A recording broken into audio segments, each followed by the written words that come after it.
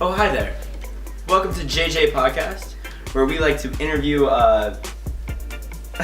poem connoisseurs, like this young man right here to my left. How are you doing? Hello, I'm great. How are you? Introduce yourself for us, son. I'm Gavin Harriman. I'm a well-known, for as far as I know, I'm a well-known poem analyst. Don't be nervous, it's fine. I'm sorry. So this is Jen.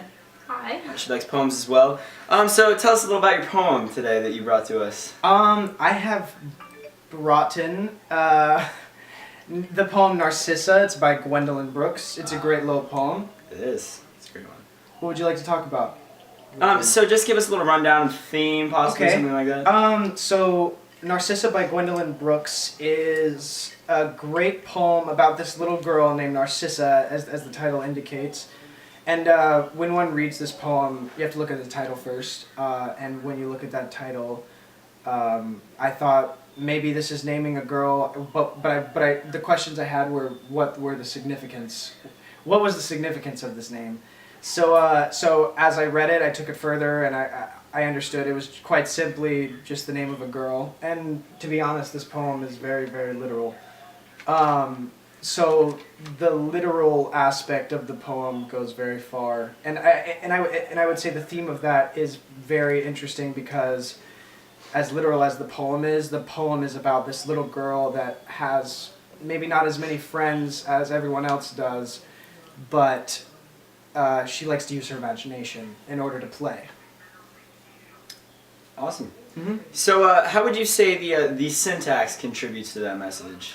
I would say the syntax was interesting. There was a lot of prepositional phrases in there. Gwendolyn Brooks liked to use the prepositional phrases in order to get her point across. In order to say how things were placed in relation to each other. Here I can tell you a good example. You want to grab the poem? Yeah, I am. All right. A good example right here. I'm sorry about that. I said, so in the third stanza it says, first she is an ancient queen in pomp and purple veil. So it's saying what this imagination is taking her to. The extent to which her imagination is at work is it brought further into question here. And then she also likes to, she likes to manipulate syntax, maybe what some would call incorrectly considering grammar. In the phrase "a changing like all that," because that's not exactly correct grammar. But through the use of that, it has a very playful tone. The poem does. Mm-hmm. So before you came here, Jason and I both read it, and we saw a lot of imagery, like you just mentioned. Okay. Did you enjoy that part?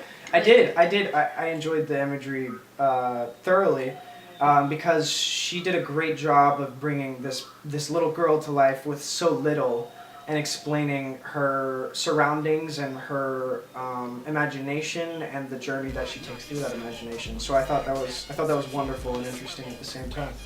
Okay, great. And so finally, any word choice specifically or diction that the author uses to contribute to that message that you gave to us earlier? Like I said before, it has a very playful tone. It's very, very childish.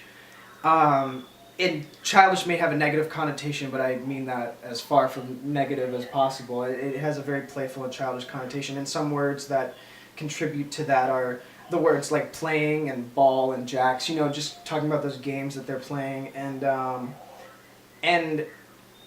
the singing wind and the nightingale. The nightingale is, I think, a reference to an old fairy tale by Hans Christian Andersen. And the Nightingale's great because it's about this bird that saves an emperor and death is moved by her song. So it kind of makes me think that Narcissa wishes to have that kind of power within her imagination. So it contributes to that playfulness. All right. So finally, we're running out of time here, so we'll just get a final closing statement about the poem. What does the message really mean to you? Well, I really love this poem, and I love it.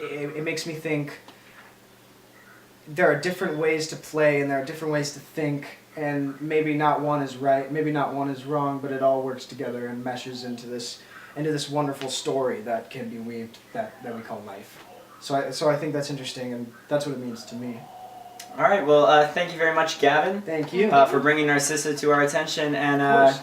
anyone at home that would like to bring in poems in the future, please email us at jjpodcast@gmail.com, and we will We'll get love back to have to you you. on the Yeah. show. So thank you very much, guys.